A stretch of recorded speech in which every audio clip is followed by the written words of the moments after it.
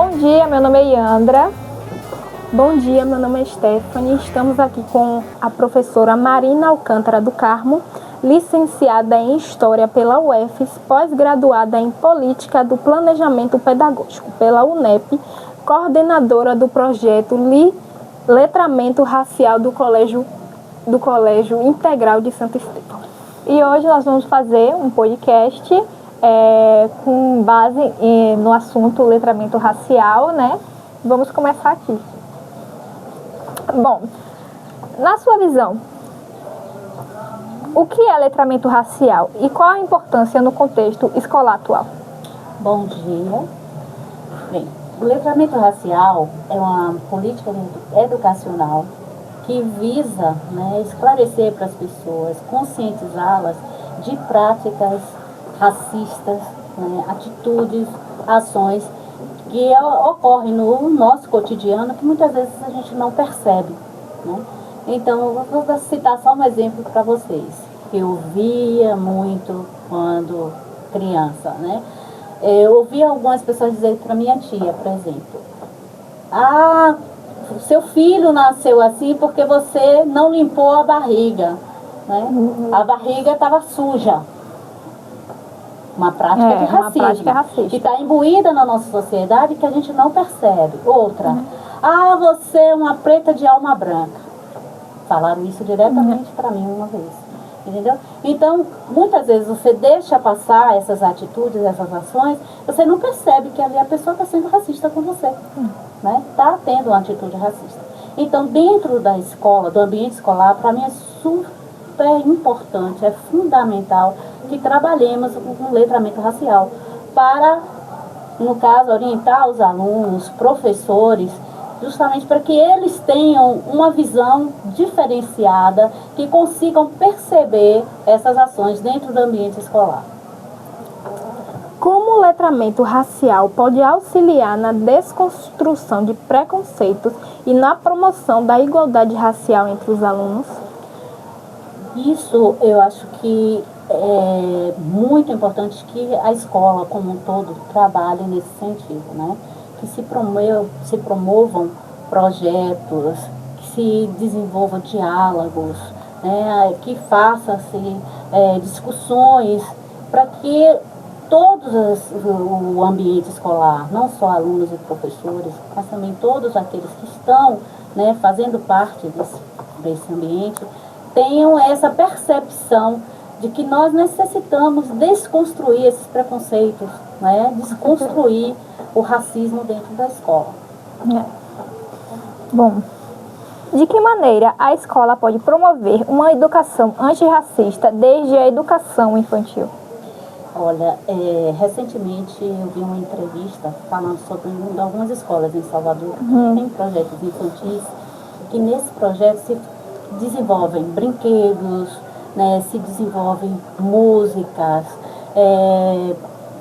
jogos, e para as crianças perceberem a importância e saber valorizar a sua ancestralidade. Essas crianças, elas começam a ter a noção da importância do negro dentro da sociedade, do quanto ele contribuiu para a construção dessa sociedade, não só as crianças. Eu acho que isso tem que começar desde o ensino base e ir até o ensino superior, porque que eu saiba, dentro das universidades ainda não se tem um projeto realmente voltado para essa política antirracista. Com aulas e atividades, incluindo a cultura afro-brasileira, muito importante hoje, como palestras também. Exatamente. Quais estratégias e atividades podem ser implementadas em sala de aula para abordar a temática racial de forma eficaz, contínua, não se limitando no dia a dia da consciência negra? Isso eu acho muito interessante, porque é uma atividade que não precisa ser desenvolvida só com a história. Só no dia da consciência negra, não. Só no dia da consciência negra. E o que eu quero falar é no sentido de que outras disciplinas também podem trabalhar né, relacionadas ao tema, e desenvolver discussões dentro de sala de aula.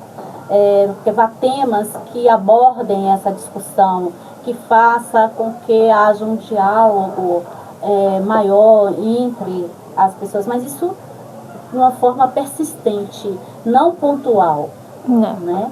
Porque o que a gente vê é um trabalho geralmente pontual, dentro de sala de aula, né, ou dentro da escola. Mas a gente precisa estar trabalhando isso continuamente, né, discutindo sempre. Como a sua instituição de ensino aborda a Lei número 11.645, que torna obrigatório o ensino da história e cultura afro-brasileira e indígena? Deixa eu só fazer uma correção. O número da lei, eu ouvi até em alguns lugares, sendo essa lei, mas na verdade a lei é 10.659/2003. Essa 2008. Lei, ela foi implementada em 2003 com um simpósio em Salvador, do qual eu fiz parte, né? Na época. Eu fui como representante da escola, eu e mais duas professoras, uma professora de literatura e a outra, que era a professora Cleide, e a professora Sandra como representante de artes, né?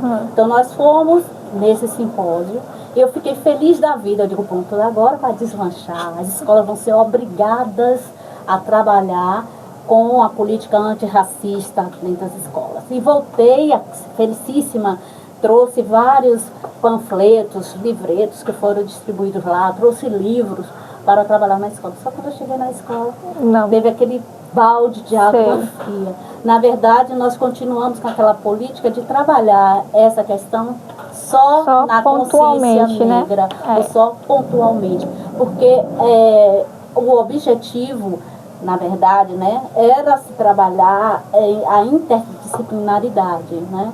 Era trabalhar com história, artes, literatura, desenvolvendo projetos não só, que abordassem o tema dentro das escolas. Isso não ocorreu. E hoje, até hoje, ainda nós vemos, né, as escolas trabalharem dessa maneira. Trabalhar só na época da consciência negra, depois se esquece o assunto. Né? Essa coisa de racismo não é mimimi da galera negra, não? Ah, isso se ouve muito nessa escuta. Ah, isso aí é mimimi. Eu já ouvi recentemente. Ah, isso aí é mimimi de vocês. Vocês negros mesmo que são preconceituosos, né? Vocês mesmos é que procuram coisa onde não tem, porque eu tenho amigos pretos, né? Geralmente eu tenho amigos pretos, não tem nada a ver isso aí. E na verdade a gente sabe que a linguagem racista geralmente fala assim, né? Ah, eu tenho amigos pretos, mas na verdade não quer um amigo desse dentro da sua família. Né? Até brincadeira sem graça. Exatamente. Com certeza. Com piadas racistas. Piadas, né?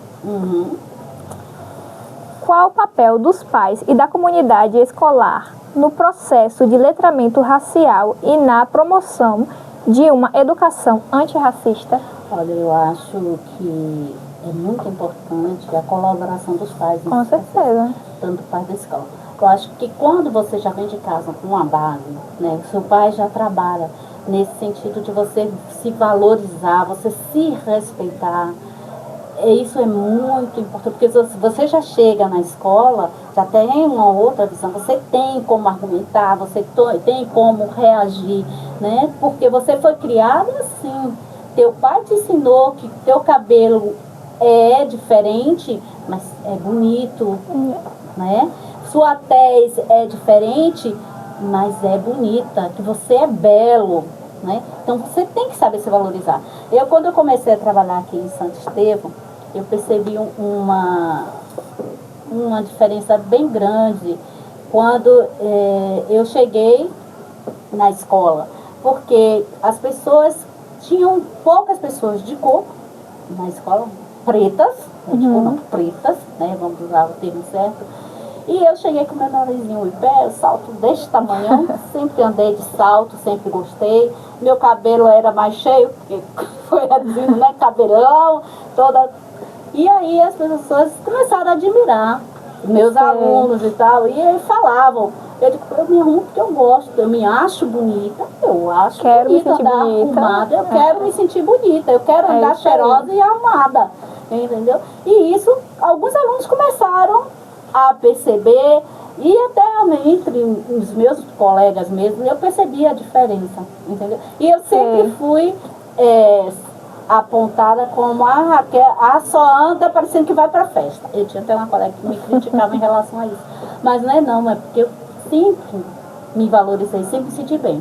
Apesar de andar com cabelo assim, cara, é porque desde pequenininha, minha mãe sempre começou a alisar meu cabelo. Meu cabelo era muito cheio, grandão. Então, para facilitar, quando tirava a trança, aí ela alisava. Usava aquela chapinha, né?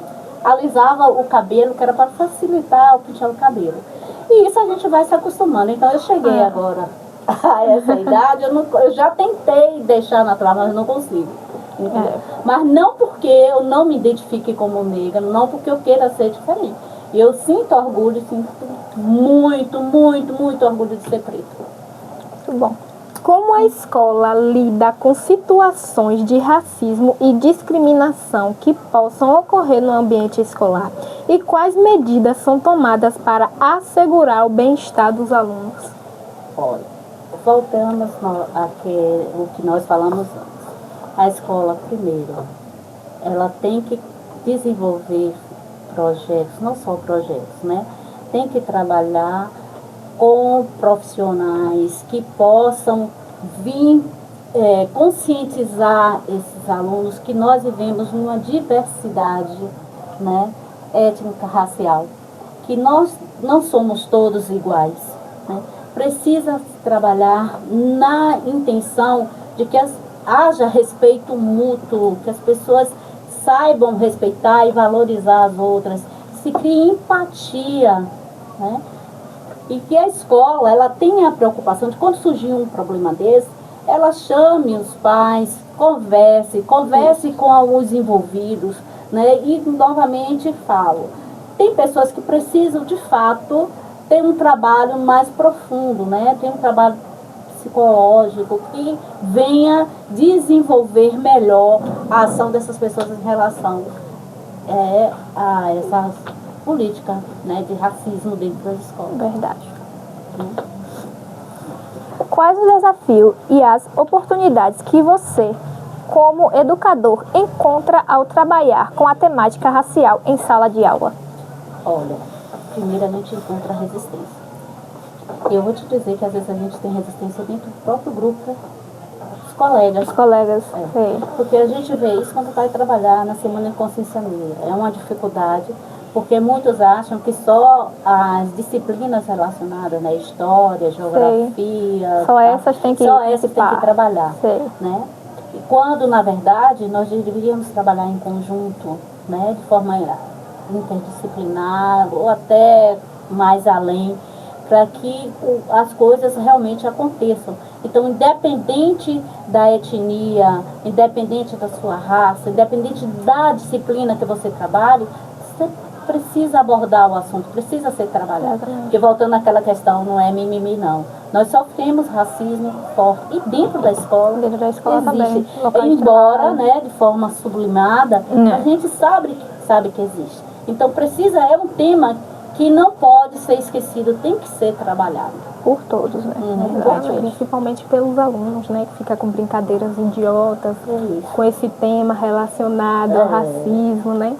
Mas se todos trabalharem, se todos conversarem, se todos dialogarem, isso vai mudando aos poucos. Não vai mudar de uma hora para outra, mas vai mudar. E também, né, se os pais puxarem nos filhos, falar que não pode, que é complicado. Eu acho que todo mundo um dia vai aprender com isso, porque racismo é uma coisa muito feia, né? Complicado às vezes é alguém assim, mesmo que não seja por querer. As pessoas nem sabem quanto machuca. Verdade. Como ela disse, né? Os pais têm que abordar isso com seus filhos, até porque eles passam a maior parte da vida do filho é com os pais. Então eles criam também a identidade dos filhos, né? Que eles agora estão tentando transferir para a escola, né? Passar mais dentro da escola e a responsabilidade da pessoa. Que conselho você daria para outros educadores que desejam promover o letramento racial e uma educação antirracista em suas escolas? Eu aconselho aquela questão. A gente tem que começar a abordar com mais frequência o assunto, fazer projetos dentro da escola que vá abranger, como eu falei, né, não só as disciplinas humanas, mas outras disciplinas, fazer com que se trabalhe com mais palestras, mais discussões, se coloque em evidência, em cartazes, em murais, que se trabalhe de uma forma mais constante sobre o assunto. E esse foi o fim. Obrigada, gente. Podcast. Esse foi o nosso primeiro episódio de muitos que virão, com a professora Marina, outros participantes. E é isso aí.